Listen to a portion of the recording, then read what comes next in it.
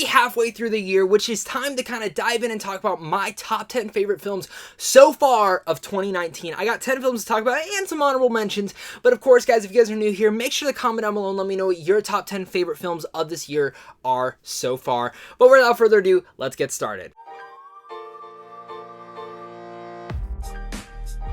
Before I get to my number 10, let's talk about my honorable mentions. And of course, my honorable mentions, I have John Wick Chapter 3, Shazam, Alita Battle Angel, Good Boys, which has not come out yet and it does come out soon. Don't miss out on that because I think it is one of the most heartwarming, raunchy films in a while, so do look out for that. And of course, The Beach Bum, and two films that are very, very tiny, and one that hasn't come out yet, but has played at some festivals just like Good Boys, which is Villains. Villains is like the most unique Bonnie and Clyde story reversed on that with great performances. Definitely don't miss out on that. And of course, the other one I was going to mention is Ruben Brandt Collectors, which is one of the coolest animated R-rated movies I've ever seen. If you are a big fan of animation, definitely search that one out. Coming to my number 10 is Under the Silver Lake, a movie that truly blew me away. I couldn't wait any longer for this movie, so I ended up ordering it from France, got the Blu-ray, watched it, and fell in love with it. This movie is so Hitchcockian. Incredible what Mitchell had done while directing and writing this movie. This movie is truly a world building into the sense of LA, but also diving deep into the gritty,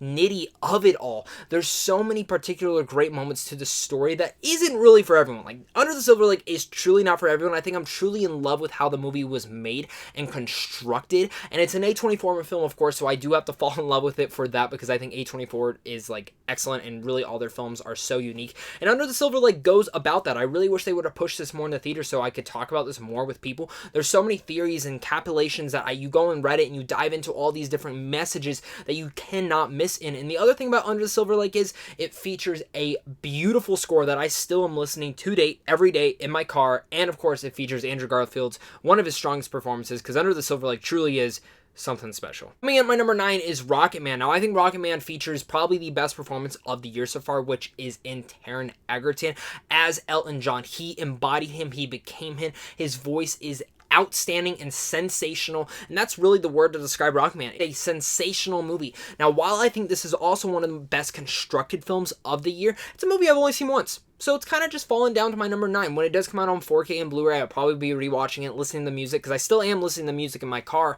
But seriously, Taron Egerton's performance is the reason that this film skyrocketed to the top of my list so damn fast. And my number 8 is a movie that none of you guys have seen yet, unless you were at South by Southwest, and that is Yes, God, Yes. This movie is directed by Karen Maine. This movie has cemented itself into my top 10. It's a movie that I truly just really gravitate to. It's about a girl, a Catholic teen, who happens to discover masturbation. And maybe it's at the worst time in her life that she possibly could, but this coming-of-age story, no pun intended on the coming part, is truly one of the most magnifying films that I have ever seen. It's a movie that I just can't get out of my head, with Natalia Dyer carrying one of the best performances of the year, to Karen Maine's direction and writing feeling so personal but passionate.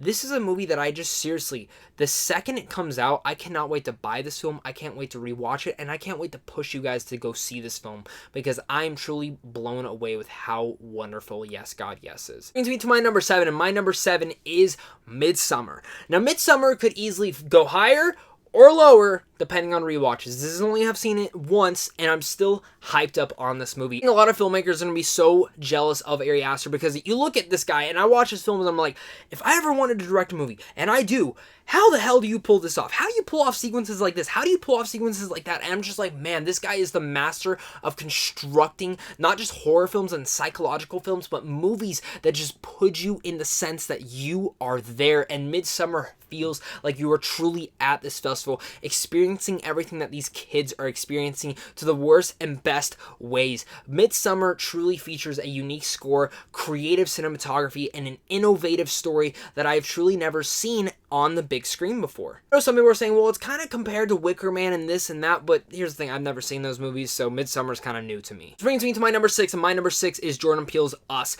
I just rewatched this film yesterday, and I'm still blown away by Us. The fact that Jordan Peele and the way that he directed this movie, he is truly the master of psychological and the master of suspense when it comes to this generation. He just has such a tightly knitted hand around this genre, but also the reason that Us is so successful for me is I think a lot of people fall on the predictability of it, but after rewatching it and rewatching with my family who had not seen the trailer for this movie, they did not predict this movie at all. And I think that trailer is the reason that so many people had predicted what was going to happen. I think we live in an era where people are always about, I have to predict. There's always going to be a twist. There's always going to be that. And that's the way that we live now. But with us, the way that it builds up to that point, the way that it builds up to the ending, and especially with all the performances layered throughout, it is a very ambitious film that really, truly pays off for me. While I don't think it's scary, and sometimes it does stick in my head that when I'm coming home late and I'm trying to open the door and the lights are all dark, I think someone's going to come up behind me and stab me with a bunch of scissors, and that person's probably Lupita Nyong'o's Red, which, yeah, Lupita Nyong'o deserves the Academy Award for Best Actress because she's flippin' incredible and really scary in this movie. The movie is just passionate all the way around. It is suspenseful, it is unique, and it is so good. Go check it out. But coming in at my number 5 is a movie that none of you guys saw. How dare you? And that is Booksmart. Booksmart is one of the best coming-of-ages films ever. I know a lot of people say that every year, whether it comes to Edge of 17 or even Lady Bird, but I have to say I think Booksmart is even better than those. It's actually more funny, and I think it's actually even better directed, and that's from first-time director Olivia Wilde, which you guys probably all know her. I just want Olivia Wilde directing more stuff now. I think she's incredible when it comes to directing, and the way that she had directed this film with so much energy and passion, you could just feel it off the screen, breathing off, and I like to say this, and I say it again, and I'll say it every single day that I need to. Booksmart features one of the best and young cast members that are up and coming. This is not just going to be the Dazed and Confused for our generation. We're going to all look back at this movie and go, yeah, these people are really famous now. And in fact, this is a instant classic that features 2 excellent performances. And I also have to talk about Billie Lourd stealing the whole entire movie. My God. Any further into this top 10, make sure, guys, to take that time, hit that like and subscribe button so you guys never miss out on any content like this and other movie reviews. Plus, guys, I want to hear your guys' comment down below, and I want to comment with you guys and talk with you guys and have a great discussion. And if you guys want to check out films early, go over to Sandwich on Films to see how you guys can get into movies early. Coming at number 4 is Avengers Endgame. I loved Avengers Endgame. While I still think the middle is a little bit slow, especially on rewatches, the first act is incredible, and the second that third act happens, my jaw hit the damn floor with everything that was going on. This movie is a big emotional payoff to the whole MCU in general, and I just can't be so much happier to be a Marvel fan in this day and age, and I can't believe everything that the MCU, Kevin Feige, and everyone over there is granting us. This has such great payoff to a lot of the memorable character moments that we've all interacted with. I'm not going to get into spoilers because if you're still one of those main people who have not seen that movie, I do implore you to go check it out because I think it is truly one of the best films that Disney and Marvel have ever created, and in general, even in Disney's lineup. Brings me to my number 3, and my number 3 is Long Shot. I love rom-coms. When a rom-com is very well done, it can win me over so much, and a lot of it comes down to the chemistry and the cast. Now, this features Seth Rogen and Charlize Theron, and ever since I saw it at the premiere at South by Southwest, I've been singing its praises. I think this is one of the funniest movies, it's one of the most heartwarming movies, and it's truly one of the movies that I can recommend to anyone in all. In fact, I've seen this film like 5 times, and I'm ready to see it more. Whether it goes to Jonathan Levine's directing that just feels so real, or the political jokes, and even the raunchy jokes all intermixing perfectly together, and plus that chemistry between Seth Rogen and Charlize Theron, the way that they took their time building up that relationship so it's so believable is something that I've never seen in a rom-com before, especially when it's 2 people that are truly a long shot. Brings me to my number 2, and my number 2 is Spider-Man Far From Home. This movie has truly enwrapped me and sucked out so much excitement because I truly went in this movie thinking this is going to be good.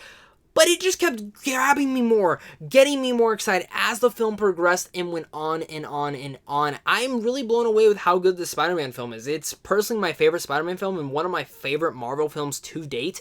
I think it's such a unique MCU film and especially features a very unique and innovative character, Mysterio, that creates a lot of creative and unique sequences throughout the whole MCU now. And it gets me truly excited for what the future of the MCU was. Because after Endgame, I was good. I didn't need any more.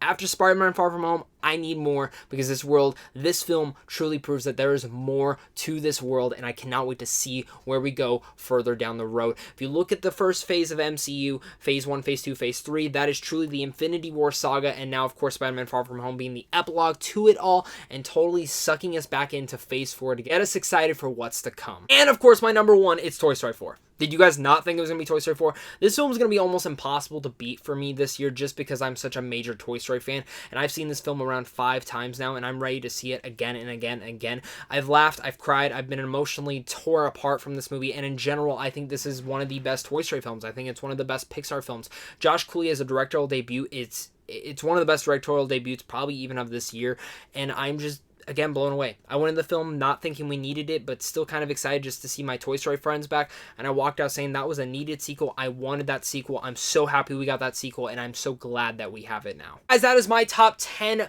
so far of 2019. Let me know what your top 10 so far of 2019 is, and also make sure to hit that like and subscribe if you guys are new here. Plus, guys, I'll make sure to see you guys soon. Stay classy.